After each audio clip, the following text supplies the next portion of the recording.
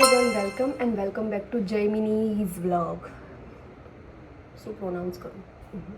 Welcome and welcome back to daily with JD's vlog. તો દિવસની શરૂઆત સરસ મજાની કોથમીના સમારવાથી થાય છે. હવે ધીસ વિડીયો તો આ વિડીયોની અંદર આપણે થોડું ડિસ્કસ કરશું. થોડા દિવસ પહેલાં મેં એક શોર્ટ મૂક્યો હતો, એની અંદર લખ્યું હતું રીસ્ટાર્ટ માય લાઈફ.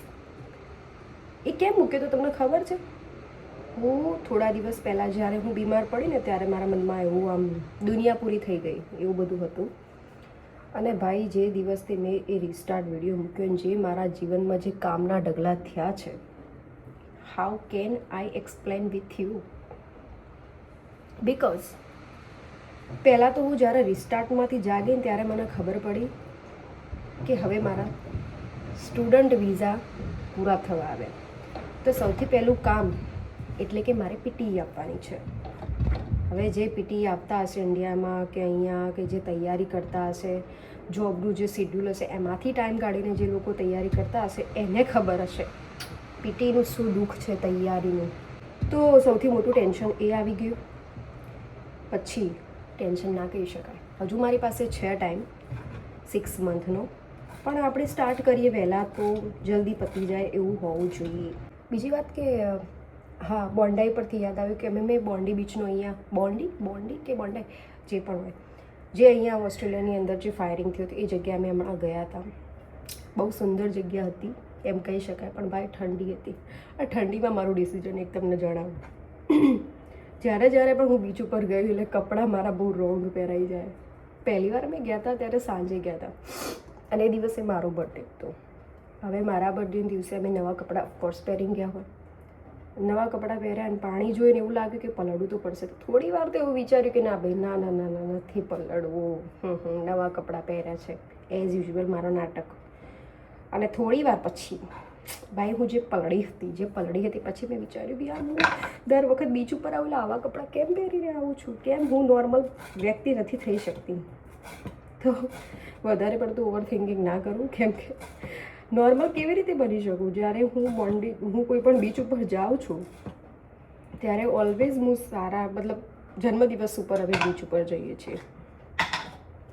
તો હવે એ દિવસે તો કપડાં એવા જ પહેર્યા હોય ને, કોઈ પ્લાનિંગ ના હોય ને અચાનક પ્લાનિંગ બનેલા અહીંયા ઓસ્ટ્રેલિયામાં બીજું કોઈ જોવાલાયક છે કે નહીં, પણ ઓફકોર્સ આપણી પાસે કોઈ લિસ્ટમાં ના હોય. ને સવારે ઉઠીને એ દિવસે દર્શનનો જન્મદિવસ એ દિવસે સવારે ઉઠીને મેં વિચાર્યું કે કંઈક સારી જગ્યાએ જઈએ. પછી મેં ચેટ જીપીટીને પૂછ્યું કે ચેટ જીપીટી અહીંયા આજુબાજુની કોઈ જગ્યા જણાવ કે જેની અંદર અમે જઈ શકીએ. ચેટ જીપીટી અમને મસ્ત મજાની જગ્યા આપી કે તમે બોન્ડાઈ બીચ જઈ શકો છો, તમે તમારો ટાઈમ સ્પેન્ડ કરી શકો. બોન્ડાઈ બહુ મસ્ત હતું. ત્યાંના પેટીસ બર્ગરની વાત કરું તો પેટીસ બર્ગરની વાત કરીએ તો બોન્ડાઈ જ્યારે ઉતરીએ ને ત્યારે સામે પેટીસ બર્ગર છે. ઓકે, તો અમે ગયા હતા, તો અમે ઓર્ડર કર્યું એક વેજીટેરિયન બર્ગર. એ લીધા પછી દર્શનનો ડાઉટ પડવા લાગ્યો કે આ પ્લાન્ટ બેઝ છે, પણ મને કેમ એવું લાગે છે કે આ નોનવેજ છે. ભાઈ મને તો એટલી ભૂખ લાગેલી એ દિવસે, એટલી ભૂખ લાગેલી.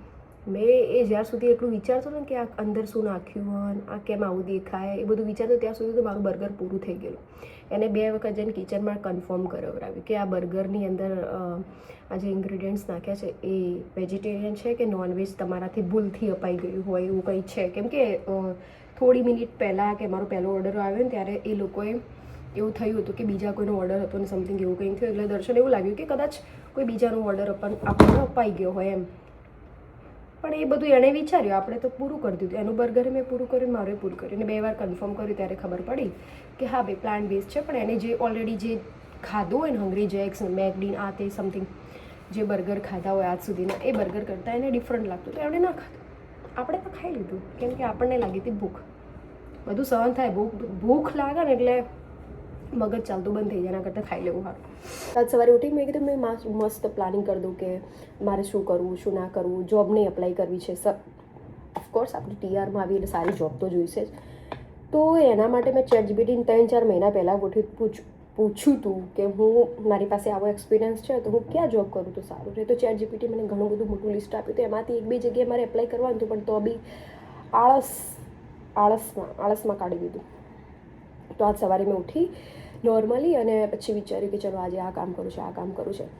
થયું શું તમને એ જણાવું. પહેલાં ચા પી લીધું, પછી એક બુક લાવી હતી, એ બુક વાંચી થોડી, પછી મને યાદ આવ્યું કે નવરાત્રિના કપડાં ક્યારનાય ધોવાના પડ્યા. તો એ નવરાત્રિના કપડાં ધોવાતા જ નહોતા. 3-4 કુર્તા, મારી 2 ચોલી અને વ્હાઈટ પેન્ટ, આ બધું મશીનમાં નાખી ના શકાય, નવા કપડાં હોય એટલે એ બધું મેં આજે જ ઉગાડી લીધું કામ. અને આજનું વેધર એટલું બકવાસ વેધર, એટલો પવન આવી રહ્યો. મેં મારા નોર્મલી જે કપડાં ધોયા હતા ને એ ખાલી આમ સ્ટેન્ડ ઉપર મૂકે ને, સ્ટેન્ડ 2 થી 3 વખત તો નીચે પડ્યું. આટલું થવા છતાંય હું મારા નવા કપડાં ધોયા. બરાબર, પવન એટલો આવ્યો, એટલો ચાલુ હોય ને બહાર કે મારા 3-4 વખત તો બહાર જઈને જોતાવું પડે કે કપડાં સુકાયા સરખા કે નીચે પડી જશે. આજુબાજુ જોવું પડે કે કપડાં એકે પડી નહીં કે આમ તેમ. બધા કપડાં આજ જ મેં ધોઈ દીધા. આવું મારું મોટિવેશન. બીજું કે કોથમી કાલની સુકાવા બુકાવા મેલી હતી એટલે એ કોથમીને કરી દીધી છે કમ્પ્લીટ. અને જમવાનું બનાવવાનું ઓલરેડી 11 વાગી ગયા. અને એના પહેલાં મારું વેક્યુમ કરવાનું, ઘરમાં વેક્યુમ કરવાનું છે અને બાથરૂમ ક્લિનિંગ કરવાનું છે. એ ક્લિનિંગ પણ આજે જ કરવું પડશે. બધું મારે આજે જ કરવાનું. હવે વિચારો કે મેં જે વિચાર્યું હતું, જે ટેન્શનથી હું ઉઠ્યું સવારે, એ ટેન્શન સાઈડમાં રહ્યું. બીજું બધું કામ બધું થઈ જશે. જે વસ્તુ મેં ના વિચાર્યું ને તો બધું થઈ જાય જે દિવસે હું ના વિચાર્યું એ દિવસે. આવી જિંદગી યાર. અમે ધોયા અડધા ઉપર જતા રહ્યા. 2 વખત સ્ટેન્ડનું તો ઓમથી ઓમ, ઓમથી ઓમ, ઓમથી ઓમ થઈ જાય. સવાર ઉઠતા આ બુક વાંચવામાં બહુ ઇન્ટરેસ્ટ પડી ગયો. તો આજ જ ઇન્ટરેસ્ટ પડવાનો તો આજ પૂરું કરવા બેસી જઈ હું. તો અહીંયા રહેવામાં એટલું કન્ફ્યુઝન. સ્ટુડન્ટ હોય ત્યારે એમ થાય કે ટીઆર પર ક્યારે આવીએ, ટીઆર પર આવીએ એટલે એમ થાય સરખી જોબ ક્યારે મળે. એ કહેવાય કે આશાઓ જ પૂરી નહીં થતી જીવનમાં, આશાઓ જ પૂરી નહીં થતી. આ કરીએ તો આ ક્યારે થશે, આ કરીએ તો આ ક્યારે થશે. જ્યારે એ સ્ટેજ ઉપર જઈએ એટલે એ પણ ઓછું લાગવા લાગે. એમ થાય કે ના, આનાથી વધારે કોઈક સારું થઈ જાય, પણ કંઈ થતું નથી. 1 કલાક લોન્ડ્રી એરિયામાં ઊભી મેં કપડાં ધોયા છે આવા વેધરમાં. હવે કરી દઈએ મસ્ત મજાનું વેક્યુમ.